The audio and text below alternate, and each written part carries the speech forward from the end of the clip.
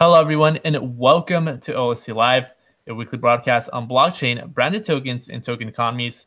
We feature weekly guests on this podcast to discuss the latest in blockchain and the current projects that they are working on. And with us today, we have Christian Kameir. He is managing partner of Sustany Capital. Today we're going to be discussing non-fungible tokens. We're going to be discussing the difference between ERC-721, which most of you must have heard by now, and introducing ERC-1155. But first, let's welcome Christian to the podcast. Christian, welcome to OC Live. Hey, Jose, how are you? Pretty good. So before we get into talking about fungibility and ERC-721, can you tell us a little bit about your background? You previously were involved in the merger of a couple of the earliest ISPs in the early 2000s, and you're currently an official member of the Forbes Finance Council. So can you tell us about your background before Sustany and what led you to blockchain?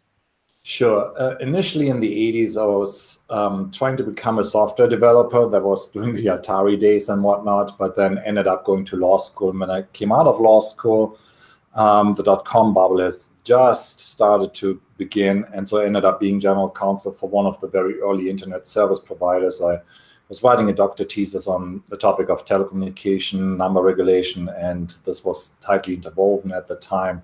So incidentally, I was one of the foremost experts in this space, which is to say really nothing, because there were only like a handful of people around at the time that understood this. And we got very lucky selling our internet service provider in 2000 at the beginning, before NASDAQ hit its all-time high. So at that point in time, we merged with the largest European ISP, and that allowed me then to retire from the law, move to Southern California, and enter tech venture capital, and been doing this for quite some time. The reason why I love this particular blockchain topic is because what I realized probably a decade ago is that we never ended up actually building the World Wide Web. What we are looking at right now is really the commercial web. Most people don't really have access to the World Wide Web. You just get a filtered version of it, filtered by all the usual suspects that you know, your Googles, your Facebooks, and a handful of other entities out there. So it's highly centralized, and you don't really get to the information in an unfiltered way unless you install a very specific browser and you kind of circumvent all this particular content. So that had bothered me for quite some time, because if you look at the original works, specifically from people such as Tim Berners-Lee, who wrote the HTML content that we now understand to have formed the World Wide Web specifically, then you realize that the initial ideas was really to connect people with particular knowledge and evolve knowledge and share information in a useful way. And by introducing all these commercial companies that we have now that filter this content for you, you really never achieve this particular goal. So one of my main motivations is really to see all the missing protocols being built that will then facilitate this actual knowledge sharing. So that's why I'm particularly in this space. And so I started writing about this about 10 years ago. And incidentally, a lot of the things that are being built on top of the blockchain are truly what's going to help facilitate this particular purpose, what I call building the actually Web 1.0, the World Wide Web 1.0. Good. So what does that mean? You mentioned building protocols for knowledge sharing. Can you give us an example of that? Sure. So right now, if you do a Google search, right, 99% of the content that is visible to you, it really has some form of commercial intent. If I'm an author of true content, if I'm a researcher on something, let's say I try to publish something on protein synthesis to attack some form of cancer, you will have no chance in hell to actually come up on the first page of Google for that particular topic, because needless to say, there's thousands of SEO copy that are vying for your eyeballs. And so there's no real effective way of filtering this right now, because the intent of Google specifically is obviously to make you click on as many ads as possible, because they're not a search engine, they're a marketing company. So here, the specific example would be, once we have identity protocols, you can actually associate that particular content to a particular person, right? So right now, a lot of the content that you're seeing is bot generated or just by outsourced content farms in third world countries that really just have the purpose of having you click on these particular links to, at the end of the day, get to some commercial endpoint. So if there was, let's say, make it very simple, a filter for you, an app, and a plugin in your browser that would just allow you to filter for, hey, what's actually original content? Where can I actually drill down to content where I can identify the author and his or her qualification? And there's a couple of developments underway, incidentally also from CERN, where the original HTML programs and protocols were developed. Good. Is this where Sustany comes in? Does Sustany help these projects focus on those protocols with funding and resources to build their product and protocol?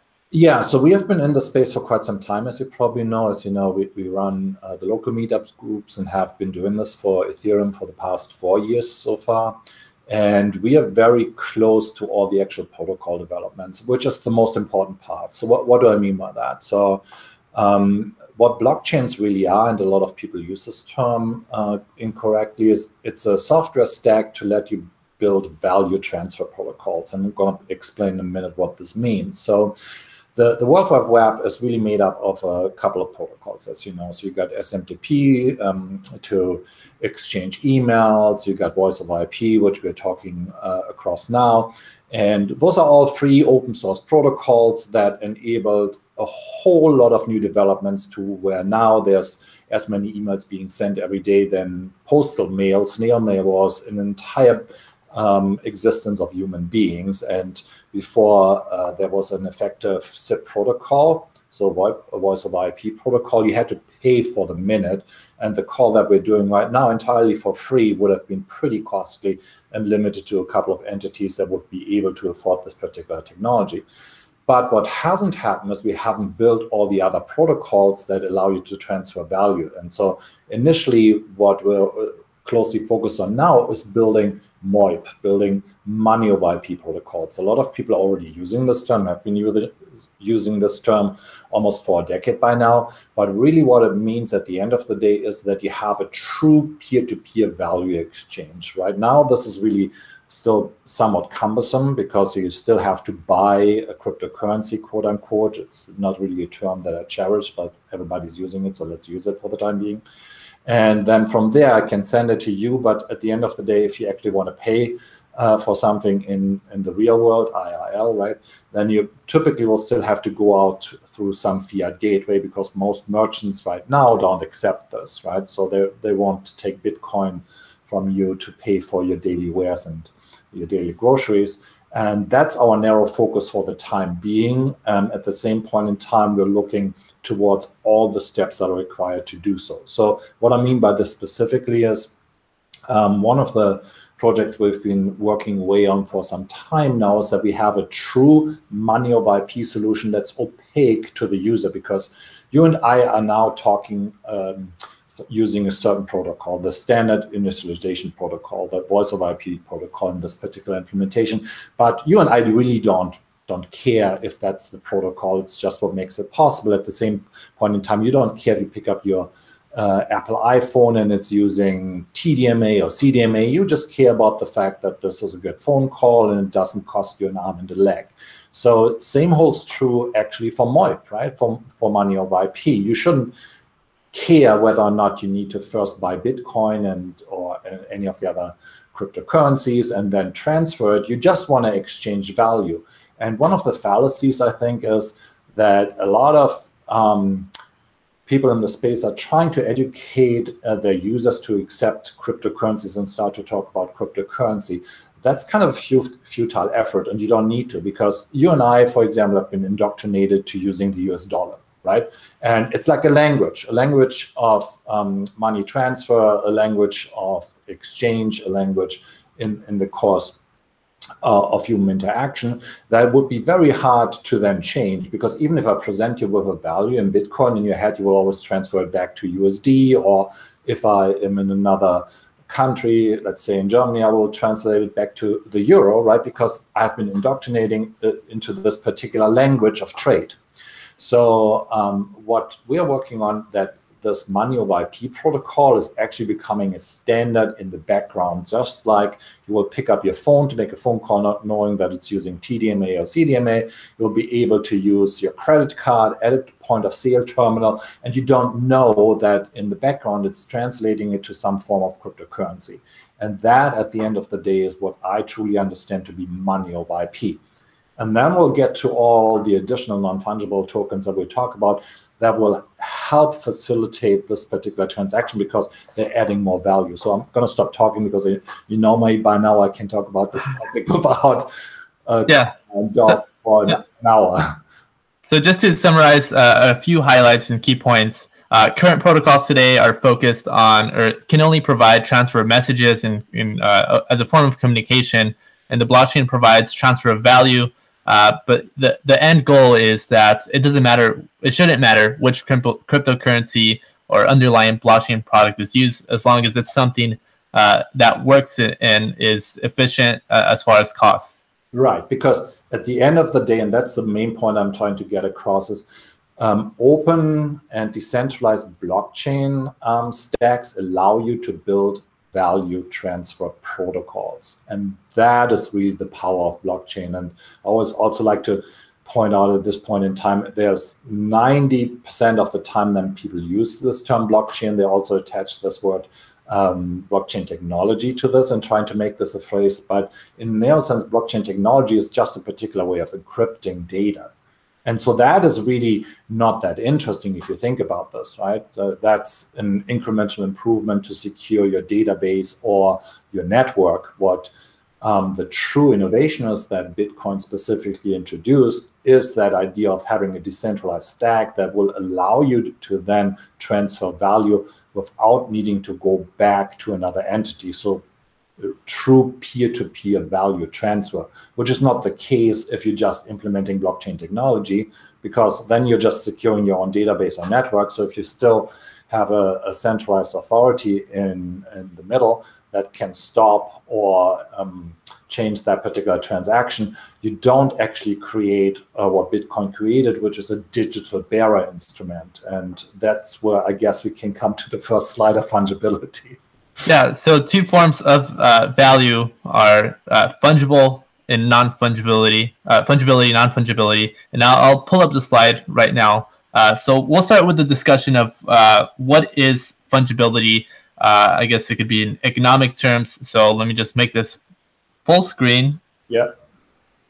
And then...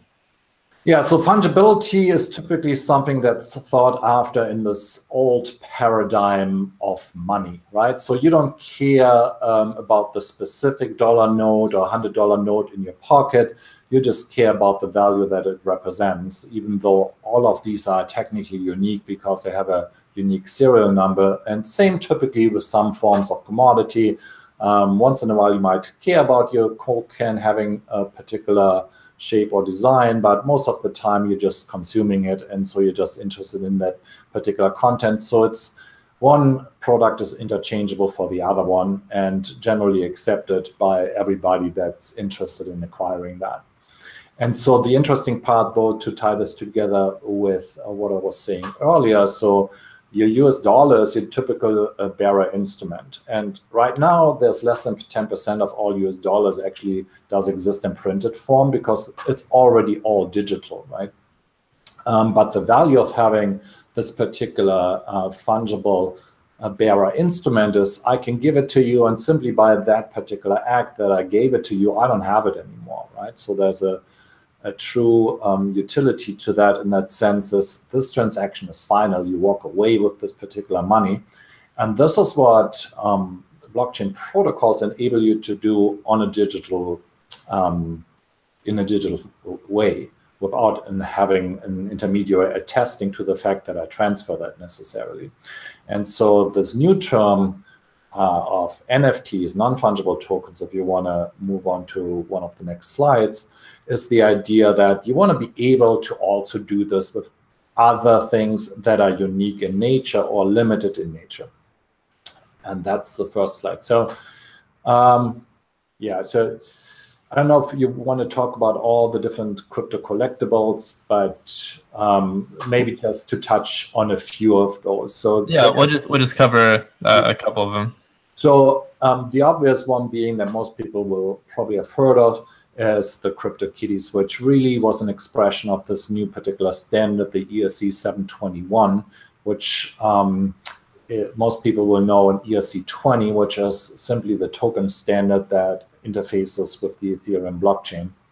So ERC-21 represents one particular entry on the Ethereum mainnet. And right now, the utility of that is somewhat limited because right now you can go to any Ethereum block explorer and you will see this particular PNG, and that's just courtesy of some of the block explorers. But none of the actual functions do exist right now on mainnet. What I mean by that is right now I can transfer this particular item that I own as a 721 token to you in a peer-to-peer fashion through any of the wallets that support this particular standard, which are pretty much all of them, I would assume, because it's a very useful utility to have. But none of the actual sidechain function, i.e. the breeding function, are being transferred at this point in time. But obviously, if you want to either move on or we can just, yeah. So obviously what got people very interested in this particular aspect is that there is people that assigned a lot of value to these non-fungible tokens just for its pure ownership, because in a digital form, this only exists once. And this is the one example where this one individual paid $140,000 at the time for this particular crypto kitten. And part of this is that simply the CryptoKitty standard decided, okay, we're only going to produce new ones, generation O, crypto kittens for a short period of time. The period of time actually ended last Friday. Yeah, and that's Mr. Novogratz. For most people that follow this particular niche will know this particular phase. He was actually bidding on that same crypto kitten. That's why I brought this up on that slide. And I think he stopped bidding at about 100,000 or so, but he still proclaimed afterwards he thinks it's going to be worth millions. I'm not so sure about that, but I think it's going to be other crypto collectibles that might be worth that.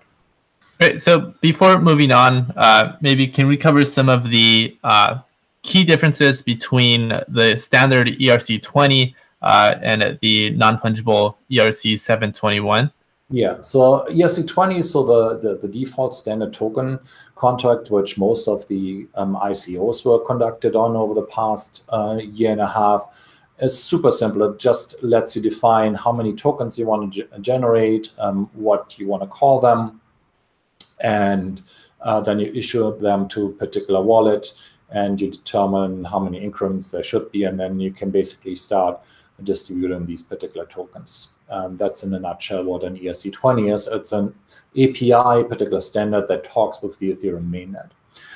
So the difference between the evolution of that particular standard, so the ERC-721, is it lets you define one particular entry that represents one particular item on the Ethereum mainnet. So that means that it will also comply with the whole Ethereum ecosystem. So it will allow you to create wallets that all then comply with this particular standard at the end of the day, allowing me to send a crypto kitten from my wallet that speaks this particular standard to your wallet that speaks this particular standard. Or if you want to sell this, there's already a couple of marketplaces that I list later that will also comply to this particular standard, to where these individual items then can be sold. Great. So with the ERC-20, all tokens are made equal. With 721, it's essentially one token, one assigned specific item. So why are non-fungibles, with CryptoKitties, it became so popular? Why is this a revolutionary thing? Why is there so much talk and discussion around non-fungibles?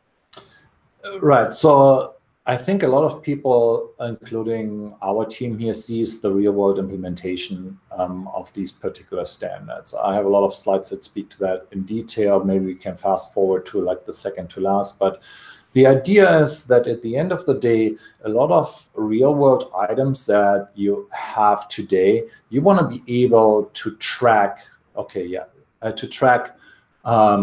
Along the supply chain. So if you want to go through the step by step, so if every item that is being issued was tracked on the blockchain, you could have a very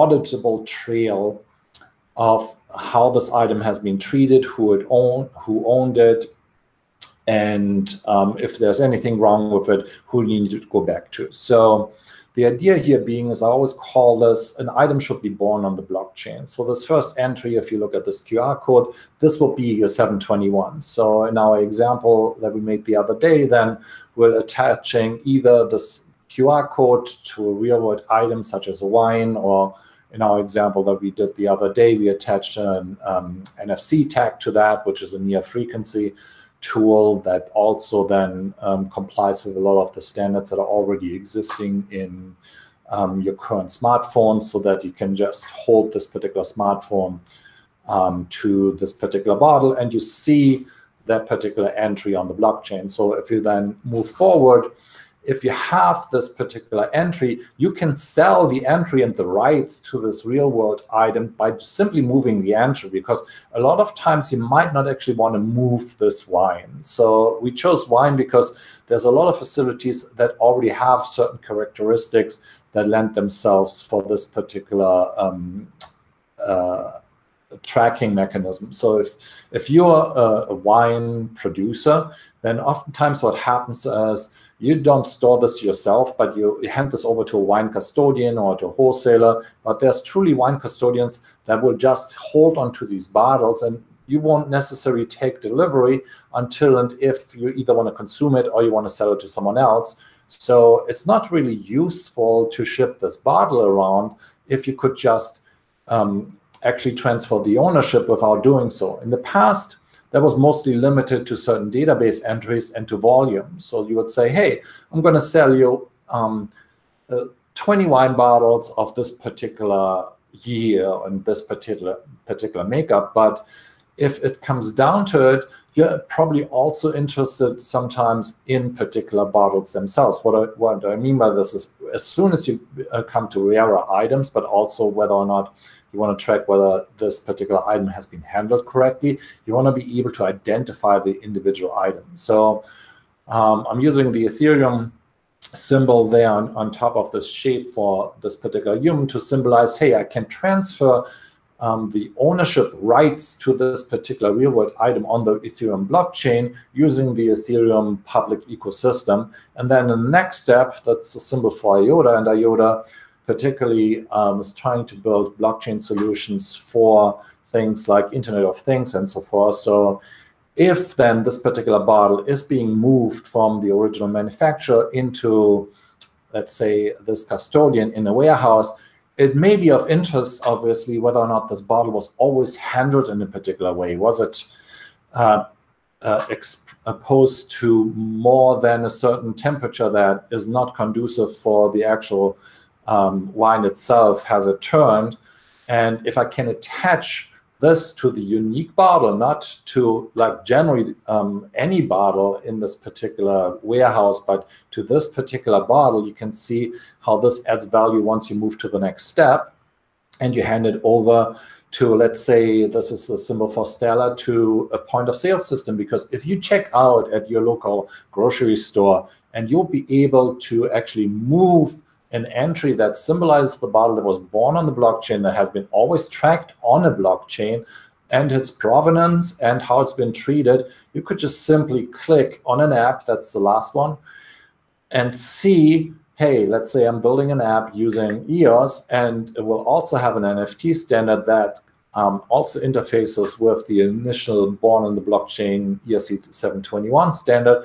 You can simply click on this particular bottle entry and see, yes, It has always been kept at a certain temperature, and it was created at this particular winery on this particular date.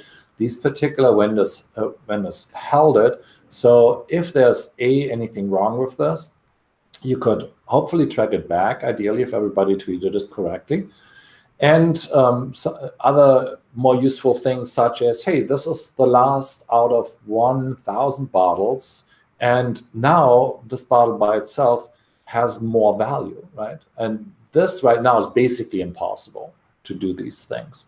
Anyway, so that's kind of a very high-level summary, touching on a lot of things. So the idea here is that one non-fungible token should be able to be transacted across different blockchains that can do a very specific thing that adds value.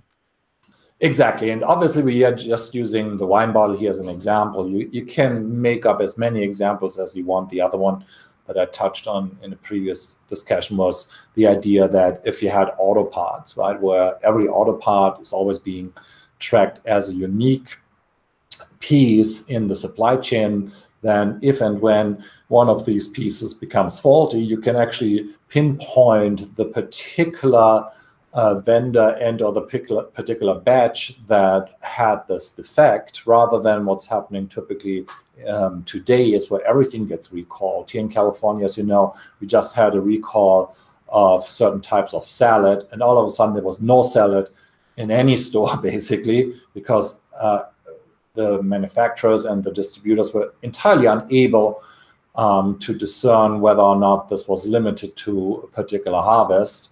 And so no one could buy salad, and all of this particular salad was, I guess, destroyed at this point in time, which is something you could prevent if you implement a very granular tracking system like this one. And you can make up many more examples like that. Great. So people mostly know non-fungible tokens for serving a purpose in virtual items such as video games, or an example of Kitties. And then there's exchanges that trade those virtual items. But this is a real world asset that's being tracked. So this right here, this is something that cannot be done at the moment, right? So this process that we have here on screen.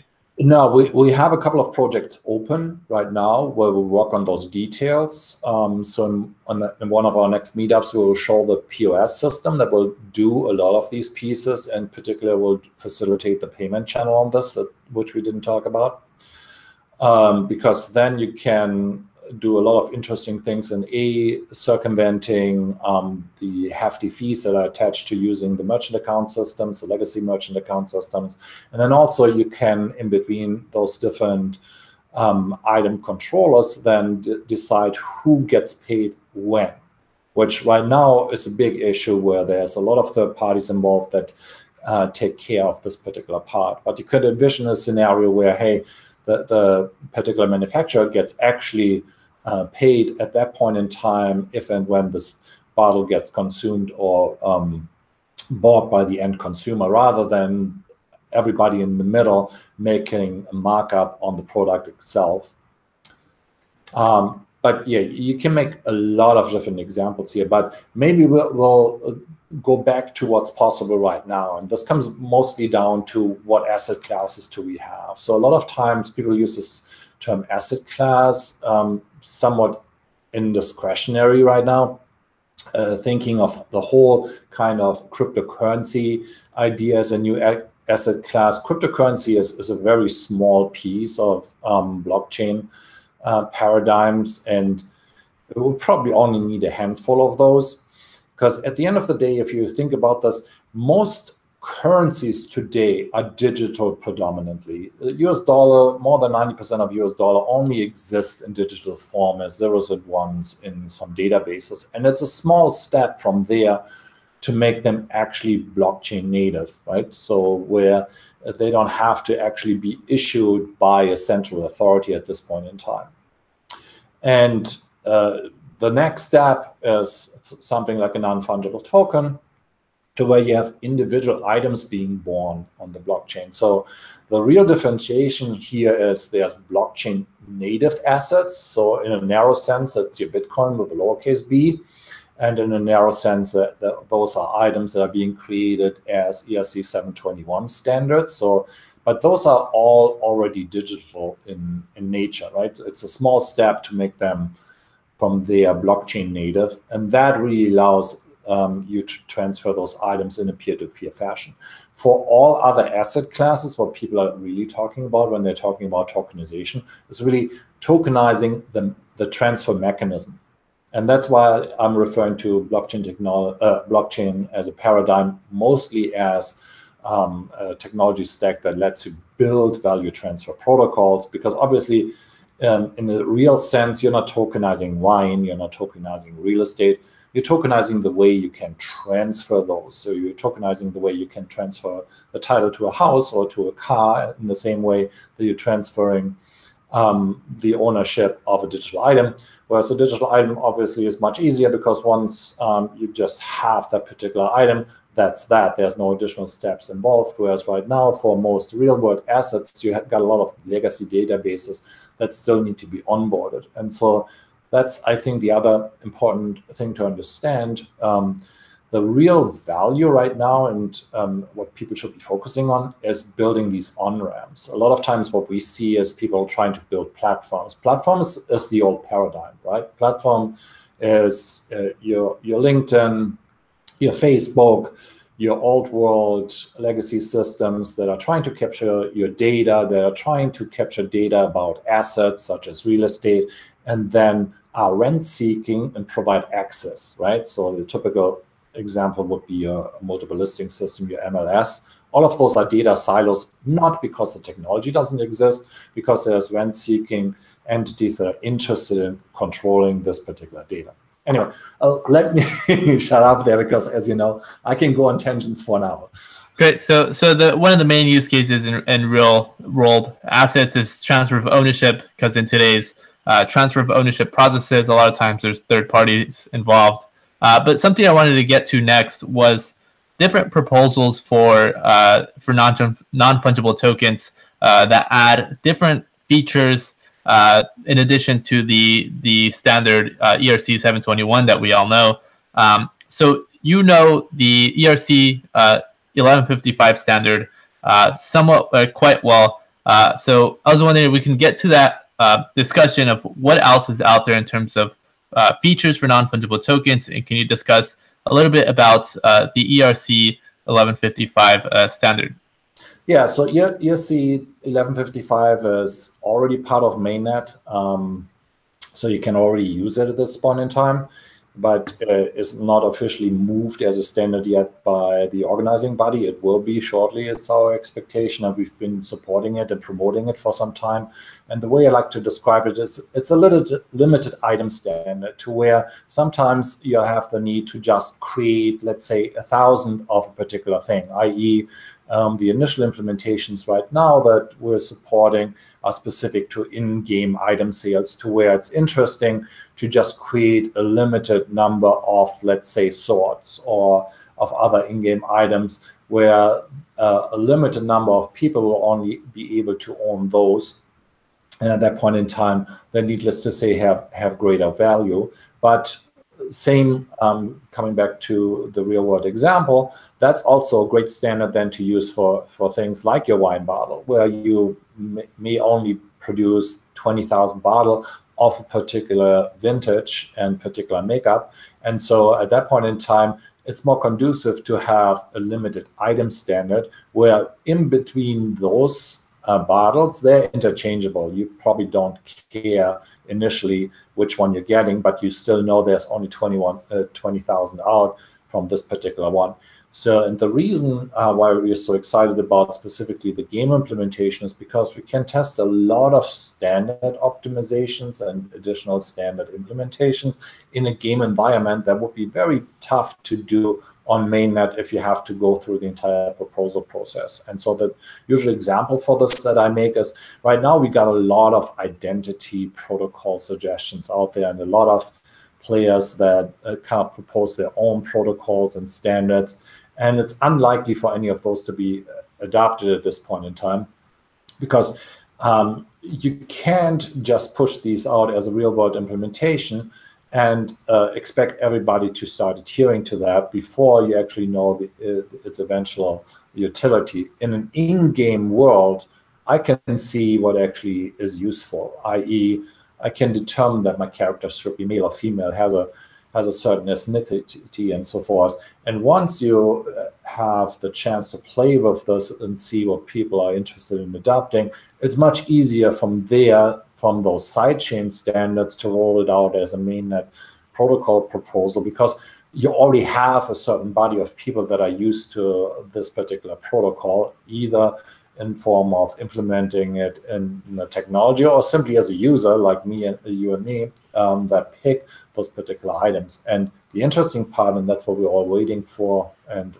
in our case actively working towards too, is once you're able to control these identity items, you will make leaps and bounds progress on certain implementations that are now being developed on the mainnet. Might this be identity control wallets, where I can determine ahead of time that I'm a qualified buyer for, let's say, a security, or that I'm not, maybe I don't even have an identity. That's probably the most important problem to solve right now. There's 1 billion plus people that don't have an identity. So if you started this on a game world level, I think it provides a lot of utility to developers and a lot of utility to people that can just be exposed to this standard without being forced to use it for a real-world implementation. Good. So something that CryptoKitties in ERC-721 was known for nearly ago, it was for clogging the Ethereum network, and that was due because each CryptoKitty equaled one transaction. So there was a lot of transactions that were going through, and that causes gas to increase because each transaction requires gas. So is this an issue that 1155 solves for? It is, because essentially what you can do is you could create 10,000 CryptoKitties in one batch. There will be one transaction. So whatever number you plug into that, and we'll simply create all of those individual addresses that then allow you and me to transfer one of those 10,000 to each other in a peer-to-peer fashion. Great. And another thing that I was reading up upon, just wanted to clarify, is it also possible to do the transfer of both fungible and non-fungible tokens with the 1155? Sure, yeah. I mean, you're talking about the specific wallets. So there's on the slides right now that facilitate both standards at the moment. Got it. And then what's Sustany's involvement with 1155? You said you guys are supporters of it. So what's the relationship between Sustany? So we partnered with the team that came up with this particular standard. And so they have their own platform that lets specifically game developers create new in-game items that are born on the blockchain. And so we have a very tight partnership where we help new game developers to apply this standard and come up with an outline of how they're going to apply blockchain and the standard to their in-game development to make it more visible. So we'll sit down with them and tell them, okay, what's your expectation? What type of items will you create? And how will you create your new characters, for example? Like the one example that I always use is a hero could be born every hour, so that you would have one truly unique character being born once an hour that users could acquire. And also, I think what would be interesting for most game developers right now is test your game before you actually publish it. So by trying to just pre-sell some of those in-game items before you finish the game, right? It's a good indication to do a survey and ask, hey, would you be interested in playing this particular AAA game? It has these particular characters. It's a whole nother idea of selling those in-game items ahead of time. And with this particular platform, you can actually bake in tokens, right? So you can really create a residual value for these particular in-game items. So in essence, you always got the safety, hey, there's tokens that are built into this item, and this item itself is either rare or entirely unique, and because of that will probably increase in value. And if you see where game development is moving towards to right now, and as you know, we talked about this the other night, as this is bigger than Hollywood, it's bigger than the music industry, and bigger than the two combined, to where some very successful games right now have hundreds of millions of dollars a month in-game item sales. But the downside of these in-game items pre-blockchain is once this game goes away, meaning once those servers shut down, that you access by putting in your username and password and giving you access to your particular in-game character and to the items that you might have collected and the skills. Well, once the servers are down, then there goes your character, right? You lost it. And so now with this blockchain standard, you can avoid that. You can create characters and in-game items that you can truly own, that you can basically, quote unquote, carry around in your pocket.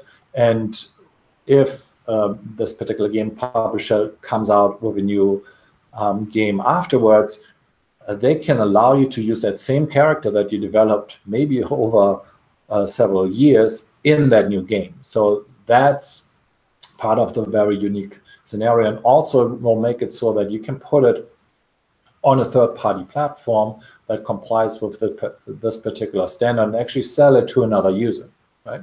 So it opens up a whole new level of ownership. And the example that probably resonates with most people that don't necessarily play online games is that of your MP3 files that you buy on iTunes, right? Before there was digital music rights management, there were CDs, right? You would buy a CD, and once you don't like it anymore, then you can sell it to someone else. You bought the CD for 20 bucks, and a year later you decide, I'm really tired of this particular album, let's sell it to someone else for $5, $10, and there were shops that were doing this.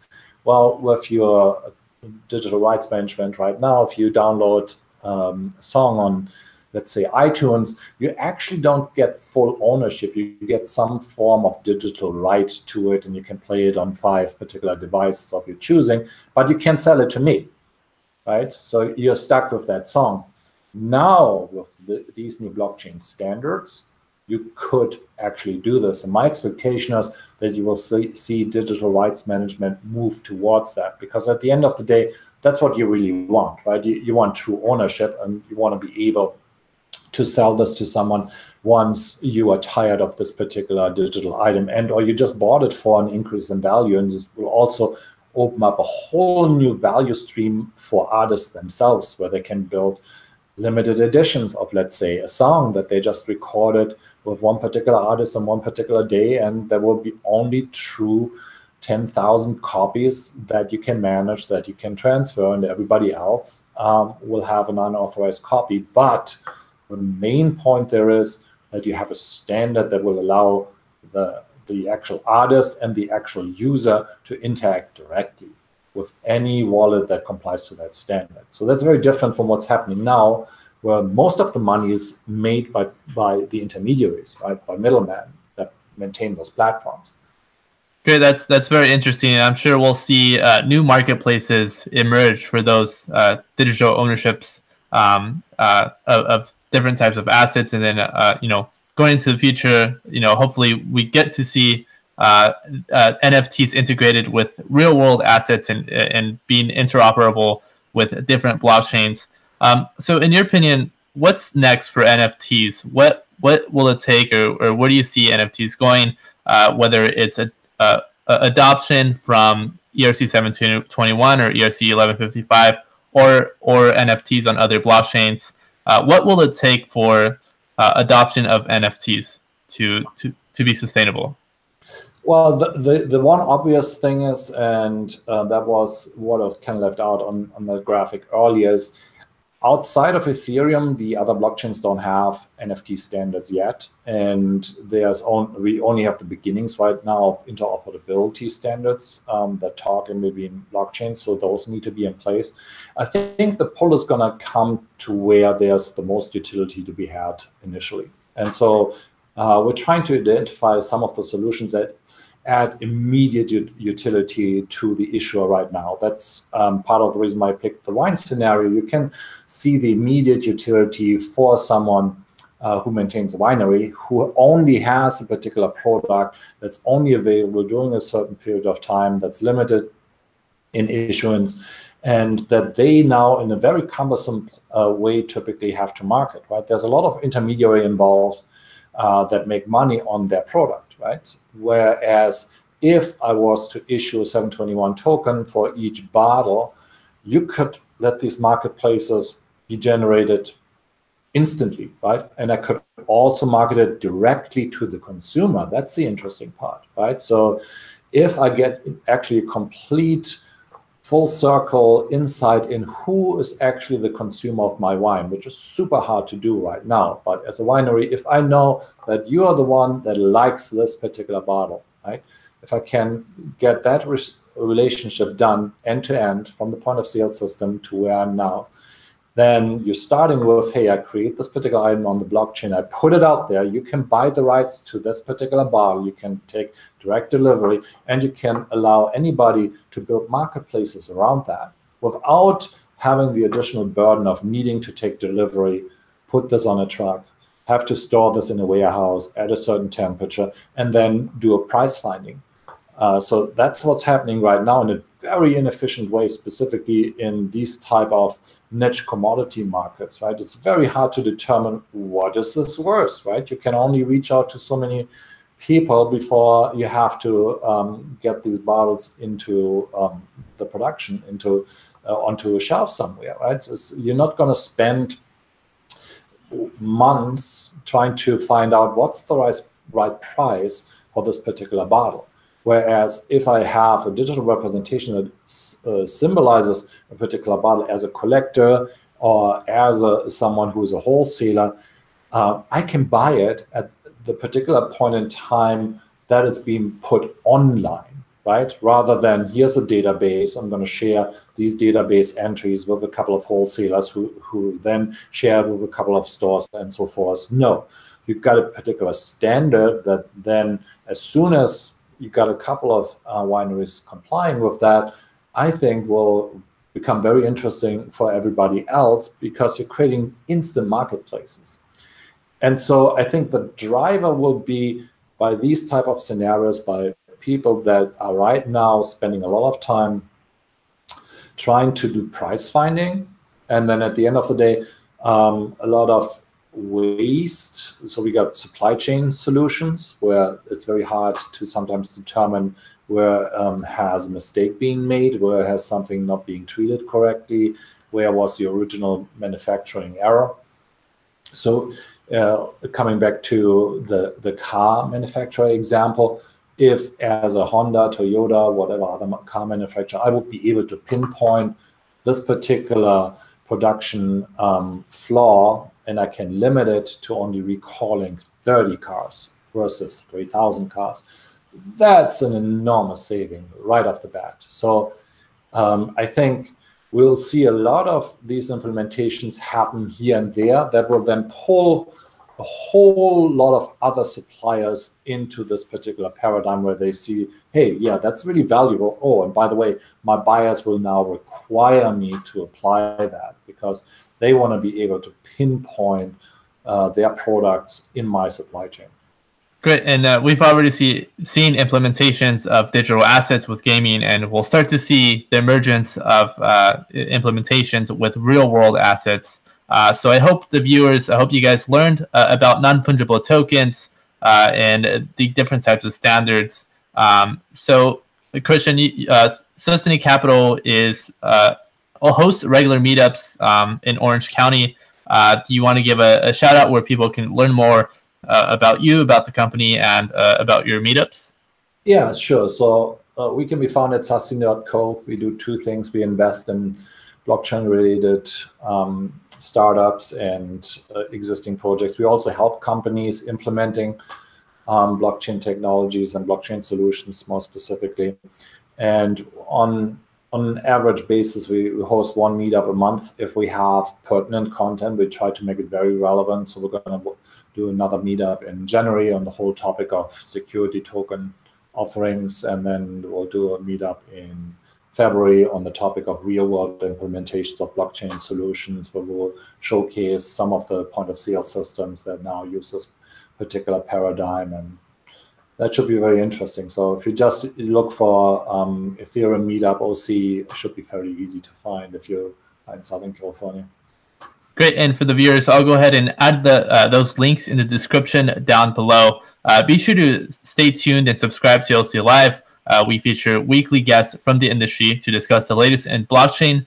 Next week, we have Mick Hagan, CEO of Mainframe, and we're available on YouTube Live weekly, and this gets reposted onto the podcast platforms anywhere you listen to podcasts. And we'll also have a recap of today's episode available on our Medium. Christian, thank you for joining us on OLC Live. Thanks for having me, Jose. Talk to you soon.